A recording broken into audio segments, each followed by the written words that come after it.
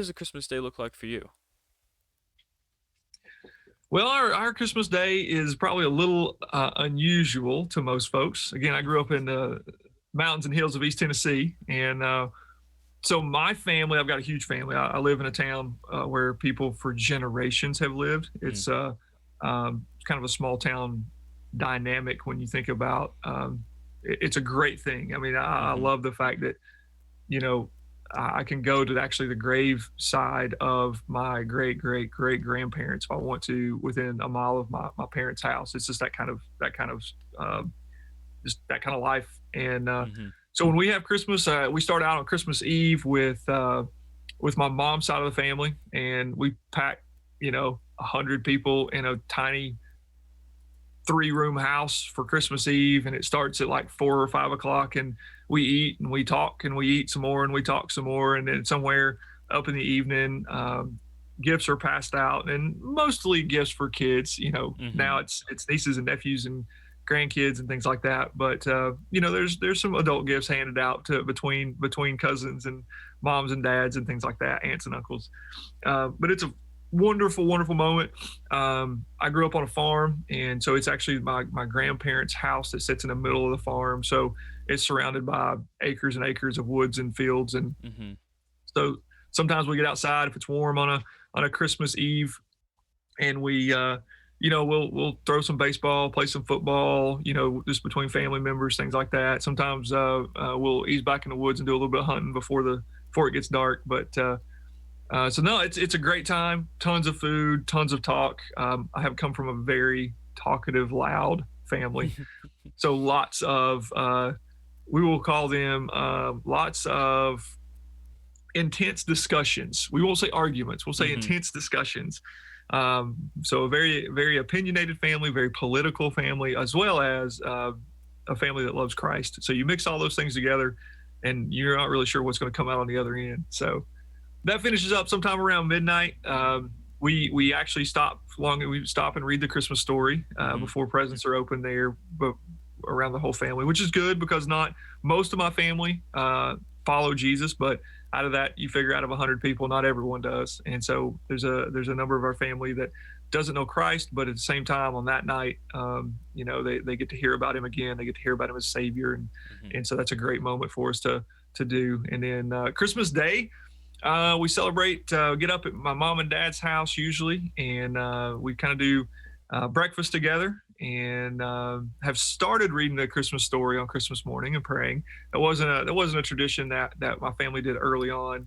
Most of my life when I was actually at home as a kid, and then we spend the rest of that day on my dad's side of the family. So again, tons of family, all live close, all have like midday kind of brunch, lunch, and then dinner together. Mm-hmm. Um, so yeah, that's kind of our Christmas. That's kind of our normal Christmas traditions. Is just lots of family, lots of food.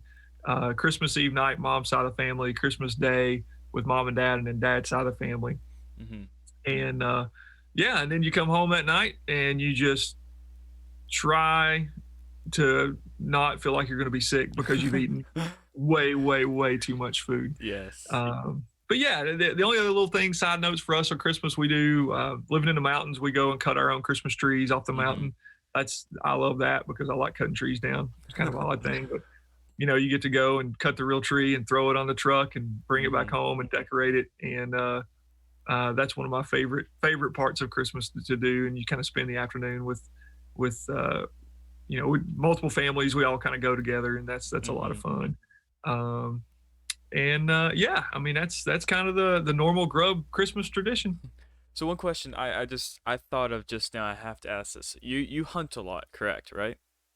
Oh yes, yes. So, have you ever gone out like the week before Christmas, hunted and brought something back for like a Christmas Eve or Christmas Day meal? Has that Oh happened? yeah. So that's kind of a normal thing for us. So I guess you could call that part of the tradition. We do the same thing for Thanksgiving. So Mm-hmm. we'll go out. We'll go out the week of Thanksgiving to get turkey, and then we'll go out again the week of Christmas and do the same thing. Now, hunting is not a for sure thing. So Yeah. fortunately, we'll have one or two that we keep in the freezer from earlier in the year Mm. That if we don't get a fresh one, then we'll pull one from the freezer. But no, that's a very normal thing we do. We Our meals consist of a lot of wild game. Like this Christmas, we'll have of course, we'll have wild turkey, we'll have elk, we'll have deer. Last year, kind of the oddball out was we had alligator and buffalo. Um, my Where'd you get cousin and that his from? wife had gotten an alligator in Florida that year, actually two alligators, and then my other cousin had gotten a buffalo, I think in Idaho. Wow. And so yeah, we got the normal stuff, the chicken and the ham and things like that. But we also pheasant will probably be there this year. Hmm. So So if we ever need food, we can just come over to your house and get some alligator like for Christmas.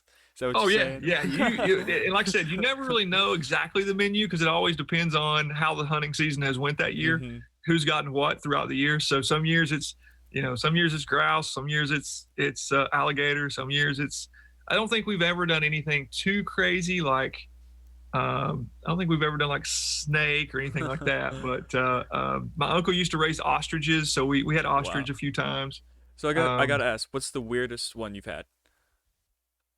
the ostrich is a pretty weird one. That's not one you think about. Like most of the stuff you can get pretty regular. Like I can, Hmm. deer, you understand, an elk. Okay, people hunt elk. Buffalo, it's kind of odd. Hmm. Then when you say, what you have for Christmas, and you say, well, I had ostrich, you're like, I don't. That doesn't make any sense whatsoever. Like, how did you have an ostrich? Does he bring the Uh, eggs of an ostrich? Because aren't those things like the largest eggs, if I'm they're thinking massive. Yeah, correctly? they're. If I mean, the best way to explain them is you think about an NFL sized football. Uh-huh. I mean, they're actually like more round than that. They're not as long as that.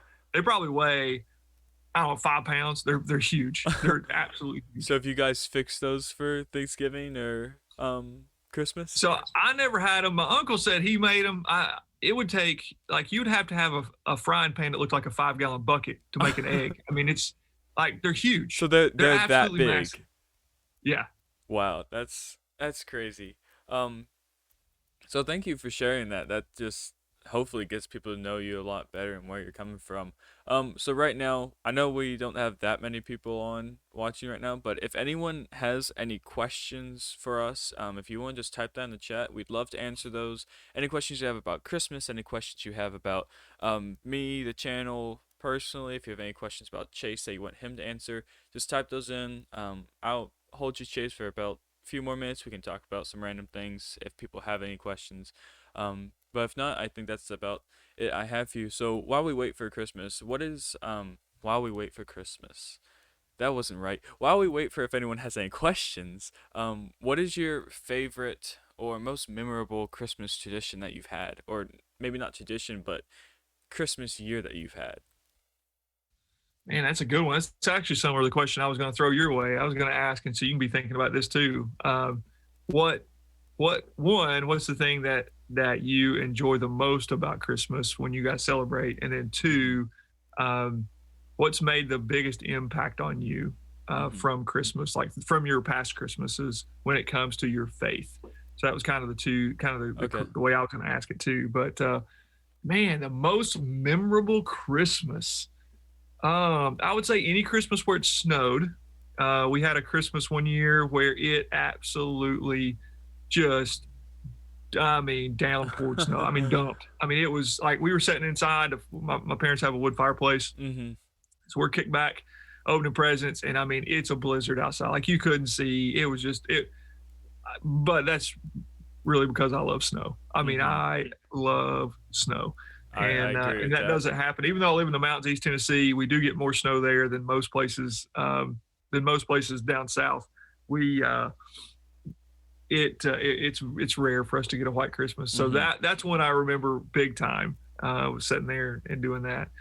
Um, I remember this is going to be a kind of a funny story. I got my grandmother who is went to be with the Lord now, but Mm-hmm. super again growing up in a small town. My grandparents, I could walk to their house every day. So, but my dad's mom called her Granny. She loved the Lord, but she was also, I mean, a firecracker. I mean, a spark plug, however you want to say it. I mean, Mm-hmm. she was wide open. Like, she'd do all kinds of crazy stuff. she couldn't swim, and she put in an in-ground, like 8-foot in-ground pool at her house. I said, Granny, why you can't? She would go whitewater rafting once a year, even though she couldn't swim. I was like, Granny, what is going on here? She used to fly all over the world. My granddad wouldn't go anywhere, and she would just buy a plane ticket and be gone for a month because she would go to like Peru just to see Wow. something. And so she was a wonderful, wonderful, wonderful grandmother. But Mhm. I got to her house one day for Christmas and was hanging out, and just we'd had breakfast that morning, and I was just hanging out with her and granddad. And Mhm. she said, Chase, come in here. I need you to help me with something. I can't reach this. I said, what is it? And she made me organize her liquor cabinet. And I said, Granny, open that thing up. And I said, what is all this doing up here? And she said, this is medicine, Chase. This is for when I'm sick. And I said, and Granddad said, yeah, she's sick a lot. And I said, what is happening? So that was a very memorable Christmas. And I'm sitting there with my 89-year-old grandmother. And she's having me alphabetize these bottles of whiskey. And I'm like, this is not, what do we even have these for? And That's most great. most of them had been there for 20 or 30 years, I Mhm. think. She just got the biggest kick out of that. And so that was a hard one to forget too. Mhm. That's a very hard one to forget. So before I answer my question, we do have one question in chat, and it's from Samantha Rich, and she asks, "What does alligator taste like, and how do you cook it?" So I'm gonna do the cop out here. I'm gonna say alligator tastes like chicken. Mm. Um, and you can cook it in a lot of different ways. We fried it. So basically think about a chicken strip. And if I handed it to you, you would probably not know that it wasn't a chicken strip um, until you bit into it. And then once you bit into it, you'd be like, this is kind of a strange chicken. Like you might think it's chicken, but then you might also think it's not chicken, or maybe it's a funky chicken, like Mhm. uh, international chicken. It tastes different for some reason. I don't know. But yeah, Fried in a different oil. most of the time you strip it up and fry it. Kind of like if you've ever had frog legs, which we used to have a lot of at home. Mm. Very similar in taste, I guess, because they're both reptilian and live in swamps. But Does it? yeah, it's not as crazy as you might think. Mhm. Like you would eat it and think, oh, this is okay. Does it kind of have? I don't know why I thought of like a fish or something, but like a freshwater fish. Would it? Well, no, because it's different. But would it kind of Yeah, have if that you've taste? You had think? if you've had, I mean, it's kind of funny because if you've had frog or if you've had turtle, Mhm. they've all kind of got a similar taste, I guess. Mhm. Um, so it's but most I'll be honest, most of the people that make it when they fry it up, I mean, it tastes like the fried, like whatever breading you put on it, like Yeah. they'll put spices and stuff on it. So the actual just true taste of it is going to be more like turtle-ish type thing, but Mhm. um, it's something that it doesn't have a crazy enough taste. Most people would be able to eat it and wouldn't think twice. They'd be like, Okay. I ate alligator. So I haven't had any of those things, so I'll have to try that someday. I'll have to come up to the Grubb household one in Christmas one day and get myself some alligator. yeah, yeah. If you come to the Grub Christmas, you can do one of two things. If you're adventurous, you can ask what you're eating before you eat it. If you're not adventurous, my suggestion would be just eat it and then ask later. Oh, that sounds great. Okay, so I don't see any more questions.